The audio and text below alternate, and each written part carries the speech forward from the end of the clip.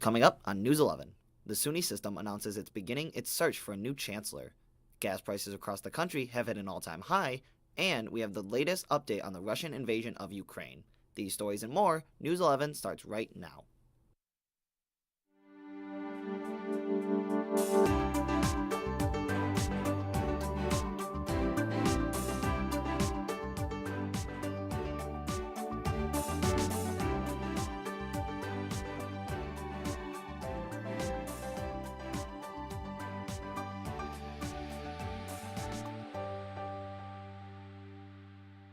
Welcome to News 11. I'm Topher Elkins. And I'm Chloe Kowalik. This past Tuesday, SUNY has announced that they are launching a global search for a new chancellor to replace former Chancellor Jim Malletras.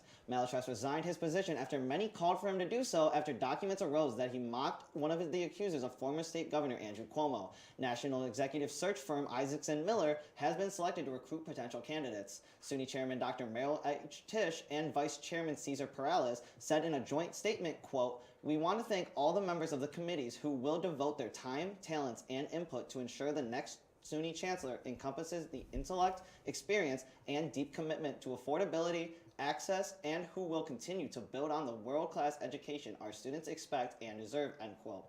Tisch and Cesar Perales will co-chair the search committee, which will also include subcommittees of students, faculty, representatives, and community leaders. SUNY Oswego President Deborah F. Stanley is serving as interim chancellor. Registration for the annual 5K run for the 1891 Fredonia Opera House is now open. The Opera House will be Sunday, April 24th, starting at 9 a.m. The race starts at Barker Commons in downtown Fredonia and follows the route through parts of Temple Street, Central Avenue, Brigham Road, and parts of SUNY Fredonia's Ring Road. Medals will be awarded to the top 3 male and female finishers in each bracket, as well as the top 3 male and female overall finishers. Besides the walk, to those who register before April 24th will receive a t-shirt and will have the opportunity to participate in a raffle. Pre-registration for the race is $25 for adults, $15 for students, and race day registration is $30 for adults and $15 for students. For more information and to pre-register, visit www.fredoniaopera.org. Jeff Gingrich, Provost and Senior Vice President of Academic Affairs at the University of Scranton, will take over as St. Bonaventure's president on June 20th. Gingrich has served at Scranton, a Catholic and Jesuit institution, since 2018. Gingrich will be St. Bonaventure's 22nd president, replacing the university's 21st president, Dennis DePero, who died of COVID-19 in March 2021 at age 62. Gingrich will take over for Joseph Zimmer, who served as acting president in the interim. St. Bonaventure trustees who led the search for a new president said Gingrich's understanding of the university's recent history and his Franciscan outlook are among many things that led them to his selection. During his 4-year tenure at Scranton Provost, Senior and Vice President for Academic Affairs, he renewed its focus on securing federal support for research and programs. In the last 2 years, Scranton received more than $2 million in grants, including funding from NASA, the National Space Foundation, and the National Institute for the Humanities. The St. Bonaventure Board of Trustees chose Gingrich unanimously after a 9-month search led by a committee of trustees, administrators, faculty, staff, and students. After Tuesday's announcement, St. Bonaventure's Student Government Association President Megan Hall, a member of the search committee, posted on the SGA Instagram account saying, quote, "I deeply believe in Dr. Gingrich's commitment to SBU, and I look forward to seeing his leadership, especially with students. I am thrilled the search has come to such a satisfying resolution," end quote. Leaders are weighing in on the hiring process of a new superintendent of the Buffalo Public School District. The current interim superintendent, Dr. Tanja Williams, is receiving the support of many Common Council members and Buffalo Mayor Byron Brown. Mayor Brown said, quote, "Dr. Williams is very experienced, brings a great background to the job, and as I have said before, we have world-class people right here in the city of Buffalo. I think that Dr. Williams has a tremendous background, and I, for one, would like to see her considered for the permanent superintendent position," end quote. Dr. Williams is a graduate of the Buffalo Public School System and worked her way up to her current position of Associate Superintendent of the Student Support Services before being named Interim Superintendent. Well, if you're like many drivers, you're probably looking for the cheapest gas prices in Western New York. Gas prices have hit an all-time high in WNY and across the country. AAA reports that current national averages as of today, March 9th, are $4.67, which is over 50 cents from last year alone. So, where can you get the cheapest gas in Buffalo or the Western New York? According to the app and website Gas Buddy, Smoke Signals in Lewiston, New York, up in Niagara County, has the cheapest gas price in Western New York. Price per gallon there is $3.74 a gallon in cash price as of 12 p.m. earlier today. AAA also gives drivers some tips to preserve gas mileage for you to fill after your tank. A few key tips include avoid jackrabbit starts and hard acceleration, and you avoid prolonged idling in general. Another key tip while driving is to use cruise control to help maintain a constant speed and save fuel. You should also minimize your use of air conditioning even at highway speeds. Open windows have less effect on fuel economy than the engine power is required to operate. Then operating the air conditioning compressor. Since 2014, there has been only one violation of public health law involving lead exposure in residences that are rented to tenants. Starting back in 2019, South Buffalo landlord M.D. Abaddon failed to comply with the public health after one of his properties in Hampshire Smith Avenue was tested for and found high levels of lead. From July of 2019 up until November 2021, Abaddon has been violating the department's health order to not allow the occupancy of the unit. At the end of October 2020, the first notice from sanitarian went up on the door of the residency. Shortly after, on November 6, 2020, it was removed and there seemed to be tenants residing within the unit. On December 18, 2020, another notice was posted informing that there should be no residents occupying the unit. On Tuesday, Erie County District Attorney's Office filed a misdemeanor charge under the public health law. District Attorney John Flynn says, quote, I want the residents of Erie County to know that I take this crime seriously and there are potential lifelong consequences for the children who are exposed to this toxic substance, end quote. Abaddon will return on March 31st for further proceedings. Western New York firefighters are showing their support for Ukraine by donating gear. The Bellevue Volunteer Fire Company has shipped fire boots, jackets, and pants out to Ukraine. Tony Filipiski of the Bellevue Volunteer Fire Company said, quote, when we have extra, we give. That's what we do, end quote. The fire department noticed that Ukrainian firefighters were wearing street clothes when putting out fires. The company said it was a, quote, easy decision to donate once they saw the situation in Ukraine.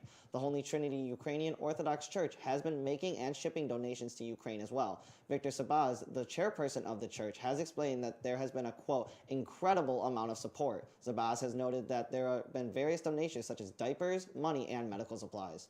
The church will also be holding several events for the cause, such as pierogies for a peace on April 3rd. DuVille College is excited to announce that their newly renovated theater is going to open in the 2022-2023 season.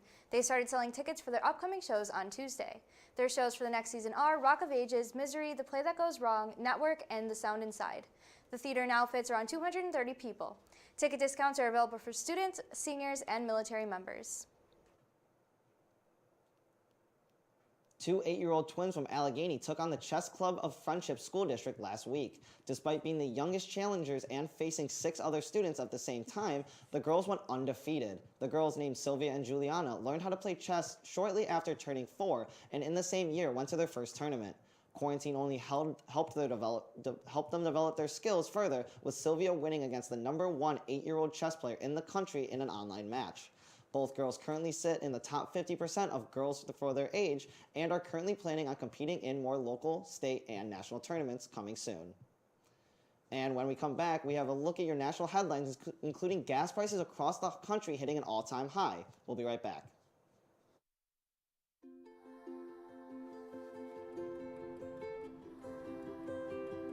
To Sofia and Gabriel, Miss Flores, my little flowers.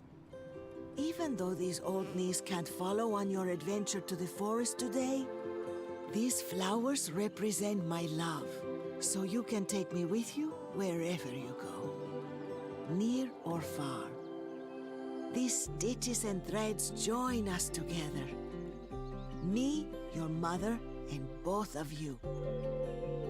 And wherever you see a flower, a bird, a beautiful tree, know that my love is with you as you bring our colorful stories to the world. Make the forest part of your story at a park near you. Find one at discovertheforest.org. There was an old woman who lived in a shoe.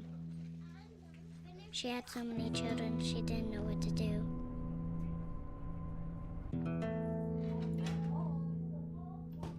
she gave them some broth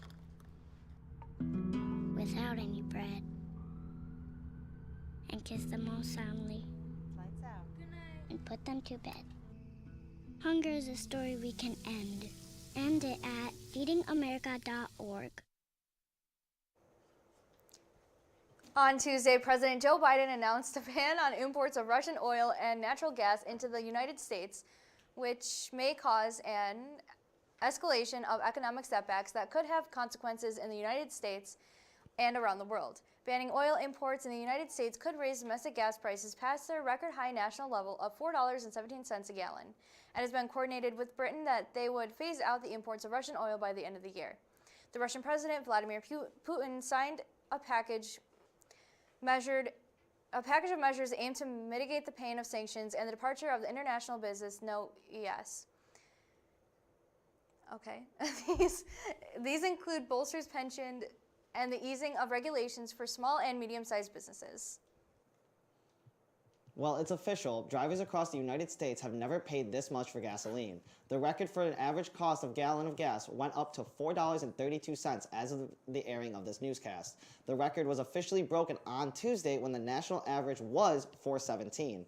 This broke the previous record of $4.11, which was set back in 2008. Gas across the country has seen an increase of 55 cents from the last week alone and is up over 20% from February 24th, the day Russia invaded Ukraine. According to many analysts, gas prices won't be dropping anytime soon. Tom Kloza, global head of energy analysis for the Oil Price Information Service, said, quote, "I think we'll hit $4.50 a gallon before it turns around," end quote.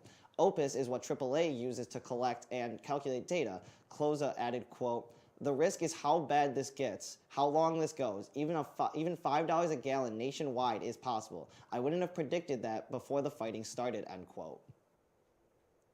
Multiple large-scale chain companies such as McDonald's, Starbucks, Coca-Cola, PepsiCo, and General Electric all announced Tuesday that they were temporarily suspending their businesses in Russia in response to the country's invasion of Ukraine. McDonald's president and CEO Chris Kempczinski said in an open letter to employees, quote, "Our values mean that we cannot ignore the needless human suffering unfolding in Ukraine," end quote. Starbucks has said that it will temporarily close these stores located in Russia, but past employees will still be getting paid. Coca-Cola announced that it was suspending its business in Russia and will also suspend any capital investments and promotional activities. But the company said it will continue to produce milk, baby formula, and baby food, in part to continue supporting its 20,000 Russian employees and the 40,000 Russian agricultural workers who are a part of its supply chain. Another company, Yum Brands, the parent company of KFC and Pizza Hut, said late Tuesday it planned to temporarily close 70 company-owned KFC restaurants in Russia.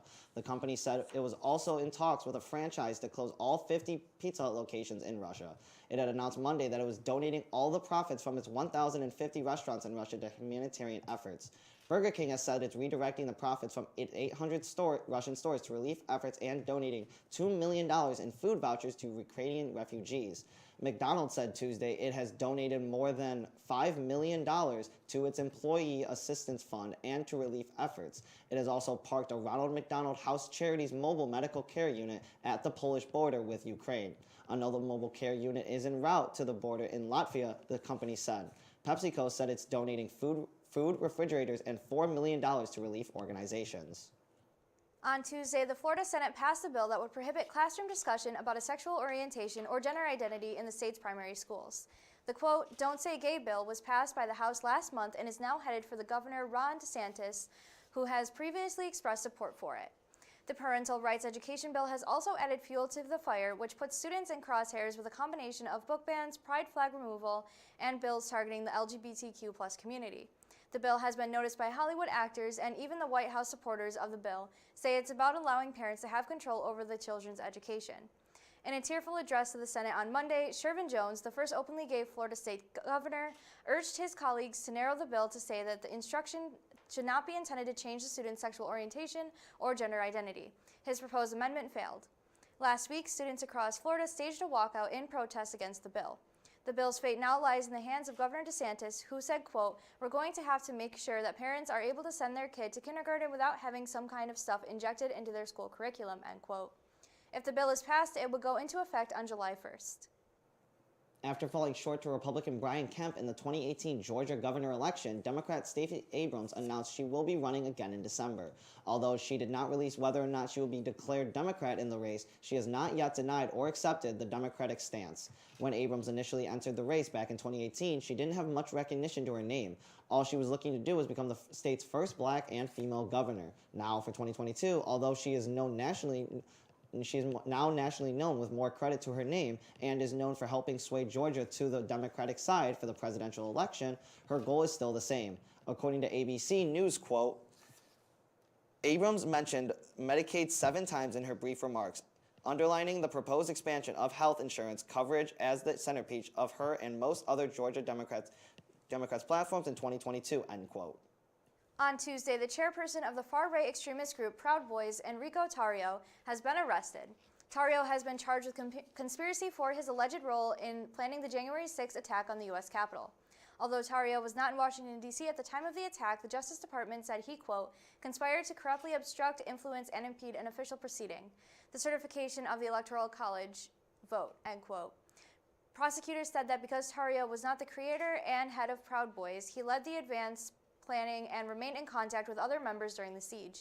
It was also said that Tarrio claimed credit for the attack on social media. Tarrio was indicted on 1 count of conspiracy to obstruct an official proceeding and another count of obstruction of an official proceeding.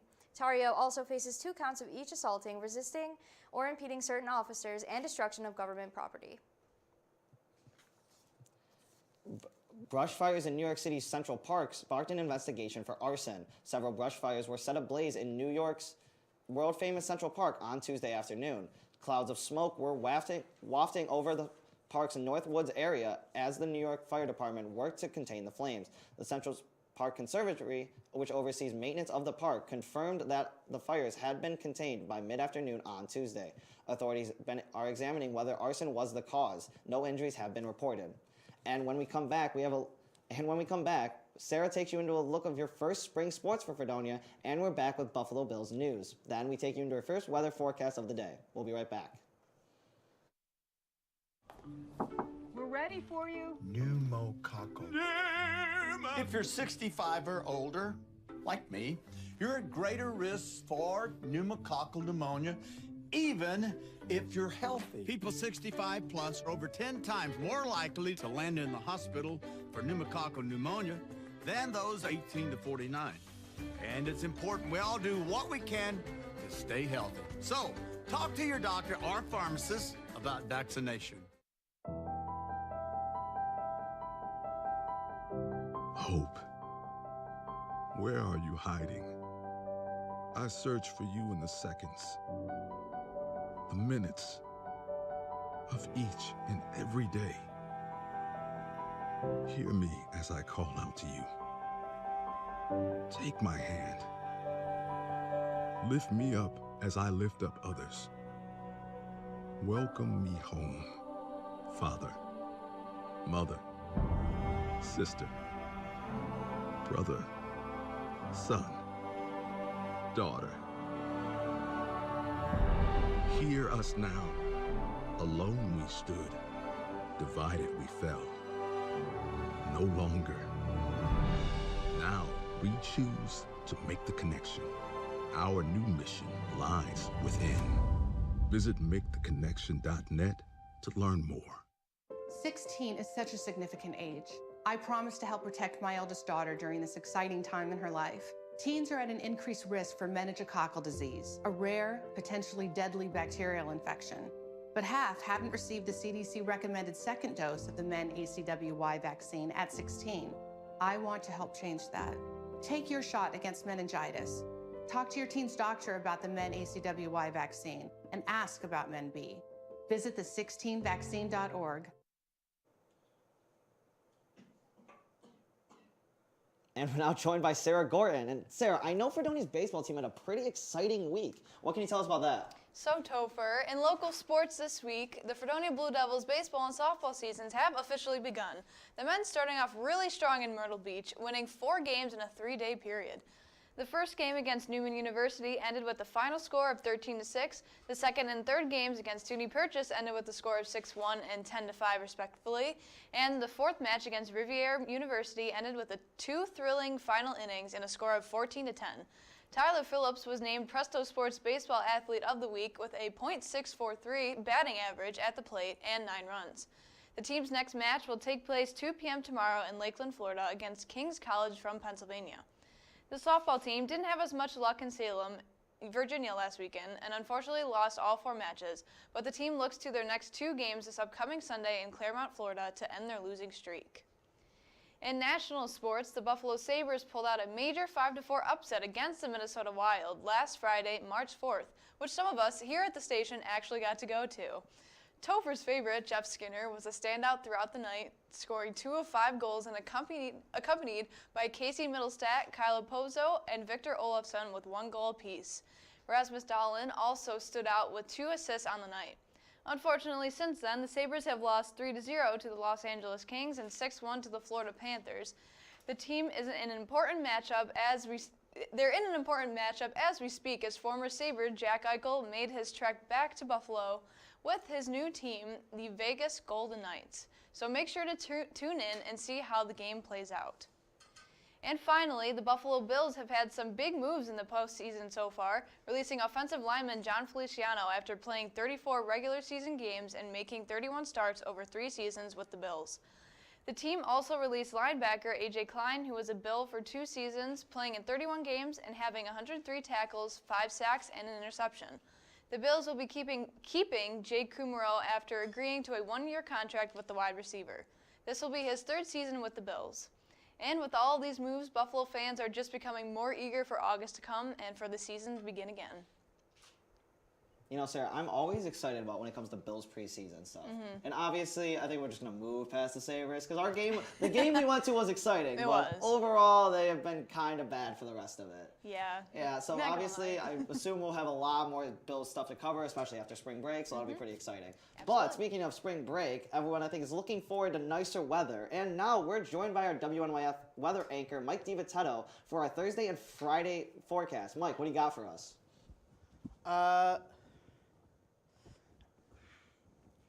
Well, for today, it will be relatively quiet night weather-wise as temperatures drop below freezing, 30 degrees for a majority of the night.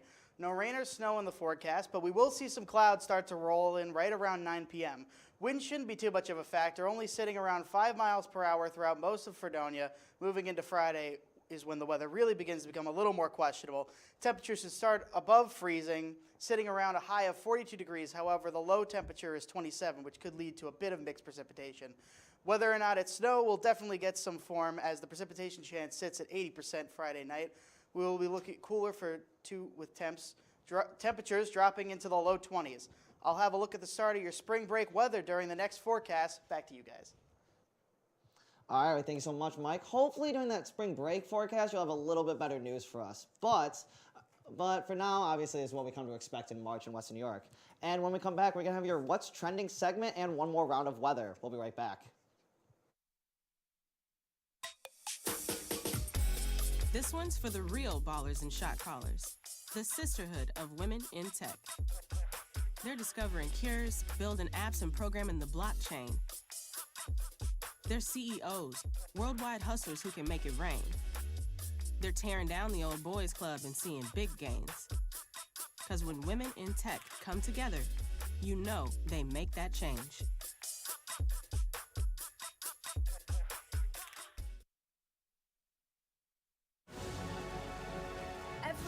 Every day, Millions of people are connecting and even though we're overcoming obstacles, Watching each other's backs, and banding together. we should still make an effort. We should still make an to effort. get to know each other, on a deeper level. Father, cosplayer, Mentor. actor. it's time we take a step forward It's time we take a step forward. Come together. and discover How accepting our differences Can make us stronger.